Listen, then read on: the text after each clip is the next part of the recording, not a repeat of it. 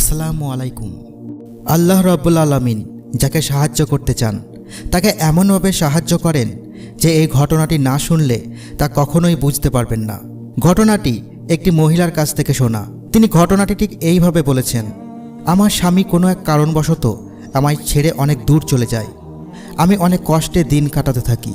সেই সময় আমি একটি অল্প বয়সের বাচ্চার মা। তখন আমার কাছে আমার বাবা থাকতেন। বৃদ্ধ বাবা অনেক অসুস্থ ছিলেন।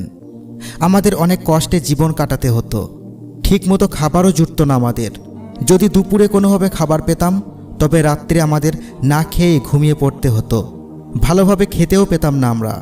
অনেক অভাবী সংসার, তবুও ধৈর্য সহকারে আমি যে কোনো অবস্থায় আল্লাহর শুকরিয়া আদায় করতাম। কোনোভাবেই আমি নিরাশ হতাম না। এভাবেই চলছিল আমাদের জীবন। হঠাৎ এক রাত্রিতে আল্লাহ আমাদের এমন পরীক্ষার মধ্যে ফেলে দিলেন যেটা এর আগে কখনোই এই ধরনের পরীক্ষার মধ্যে ফেলেননি। আমার ছোট্ট মেয়েটির রাত্রে ভীষণ জ্বর আসে। জ্বরের পরিমাণ এতই বেশি ছিল যে মনে হচ্ছিল তার শরীর পুড়ে যাচ্ছে। মেয়ের চিন্তায় আমি এবং আমার বাবার খিদেও ভুলে গেলাম। এমন বিপদের মুখে এর আগে আমি কখনোই পড়িনি।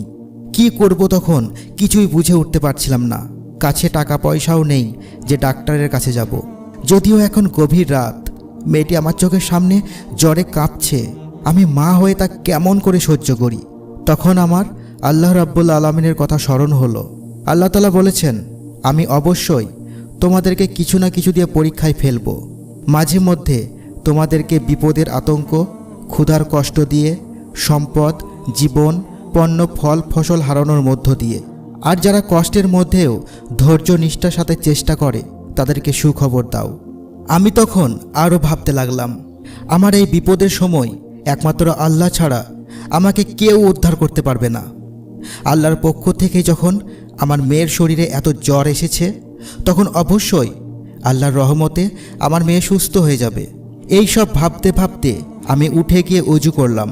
তারপর আমি আমার মেয়ের কাছে এসে কপালে পানির পট্টি লাগিয়ে নামাজ আদায়ের জন্য দাঁড়িয়ে গেলাম। নামাজ শেষে আমি আমার মেয়ের জন্য আল্লাহর কাছে দোয়া চাইলাম। তারপর মেয়ের কপাল থেকে পানির পট্টি সরিয়ে আবার দ্বিতীয়বার এইভাবে শুরু করে নামাজ আদায় করলাম। নামাজ শেষে মেয়ের জন্য আল্লাহর কাছে দোয়া চাইলাম। এইভাবে বেশ কয়েকবার চালিয়ে যাওয়ার পর হঠাৎ কেউ একজন দরজায় কড়া নাড়ল। তখন আমি আর আমার বাবা অনেক অবাক হয়ে গেলাম। এত রাত্রে কে আসতে পারে? আমার বাবা জিজ্ঞেস করলেন, দরজার কাছে কে? তখন দরজার ওপার থেকে আওয়াজ আসলো, আমি ডাক্তার। তখন আমি আর আমার বাবা দুজনেই বিস্মিত হয়ে গেলাম। ভাবলাম এত রাত্রে কে ডাক্তারকে ডাকলো? বাবা তখন দরজাটি খুলে দিলেন। ডাক্তার ঘরে প্রবেশ করে জিজ্ঞেস করলেন, রোগী কোথায়? আমি তখন বাচ্চাটির দিকে ইশারা করে দিলাম। ডাক্তার চিকিৎসা করার পর আমার হাতে একটা কাগজের টুকরো ধরিয়ে দিয়ে বললেন, আমার ফিসটা দিয়ে দিন, আমি চলে যাব। আমি তখন বললাম, ডাক্তারবাবু, আপনাকে দেওয়ার জন্য আমার কাছে তো কিছুই নেই। এমনকি আমাদের ঘরে কয়েকদিন থেকে খাবার পর্যন্ত নেই। আমার এই কথা শুনেই ডাক্তার রেগে আমাকে ধমকে সুরে বললেন, ফিস দেওয়ার ক্ষমতা যদি নাই থাকে তাহলে এত রাত্রিতে আমাকে টেলিফোন করে কেন ডাকলেন? কেনই বা আমার এত রাত্রিতে ঘুম ভাঙিয়ে কষ্ট দিলেন? ডাক্তারের মুখে যখনই আমি কথাগুলো শুনলাম তখন আমি ভাবলাম ডাক্তার মনে হয় ভুল করে আমাদের বাড়ি চলে এসেছেন। আমি তখন অনেক সাহস করে ডাক্তারকে বললাম, ডাক্তারবাবু, আমরা আপনাকে টেলিফোন করে ডাকিনি। তাছাড়া আমাদের বাড়িতে কোনো টেলিফোন নেই। আমরা ভালো করে খেতে পাই না। একবেলা খাবার জুটলেও পরের বেলায় না খেয়ে থাকতে হয়। টাকার অভাবের জন্য মেয়েটির কষ্ট দেখতে হচ্ছে আমাকে। আর আপনি ভাবলেন কি করে যে আমাদের ঘরে টেলিফোন থাকবে? এই কথা শুনে ডাক্তার আমাকে বললেন, আচ্ছা তাহলে কি এটা অমুকের বাড়ি নয়? আমি উত্তর দিলাম, জি না, এটা অমুকের বাড়ি নয়। অমুকের বাড়ি তো আমার বাড়ির পাশেই। আপনি মনে হয় ভুল করে চলে এসেছেন। এই কথা শুনে ডাক্তারবাবু একটু চুপ থেকে আমার ঘর থেকে চলে গেলেন। কিছুক্ষণ পর আবার সেই ডাক্তার আমার ঘরে আসলেন। ডাক্তারের চোখ দিয়ে পানি গড়িয়ে পড়ছে। সে ক্ষীণ স্বরে আমাকে বললেন, আল্লাহর কসম, আমি আপনার ঘর থেকে ততক্ষণ পর্যন্ত যাব না যতক্ষণ না আপনি আপনার পুরো ঘটনা আমাকে বলবেন। আমি ডাক্তারবাবুকে পুরো ঘটনা খুলে বললাম। যেভাবে আমি আমার মেয়ের কপালে পানির পট্টি রাখার পর নামাজ আদায়ের সময় আল্লাহর কাছে দোয়া চেয়েছিলাম, সাহায্য চেয়েছিলাম কেবলমাত্র আল্লাহর কাছে, সব ঘটনা আমি ডাক্তারবাবুকে বললাম।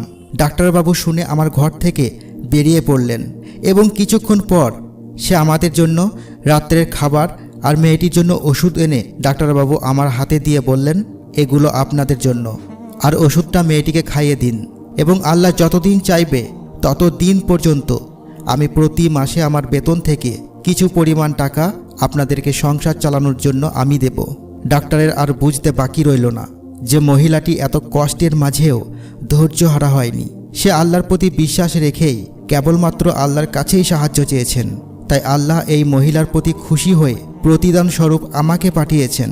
আর আল্লাহর হয়তো এটাই ইচ্ছা ছিল, আমাদের জীবনে দুঃখ, কষ্ট এবং বিভিন্ন সমস্যা আসতেই পারে, তাতে আমাদের ভেঙে পড়লে চলবে না। সেক্ষেত্রে আমাদের উপায় হবে শুধুমাত্র আল্লাহর উপর ভরসা রেখে ধৈর্য ধারণ করা এবং আল্লাহর কাছেই সাহায্য চাইতে হবে। আপনার জীবনের দুঃখ, কষ্ট, অভাব, অনটন এগুলো আসে আল্লাহর পক্ষ থেকে আপনাকে পরীক্ষা করার জন্য। তাহলে আজ এই পর্যন্তই। আপনারা ভালো থাকবেন, সুস্থ থাকবেন। আল্লাহ হাফিজ।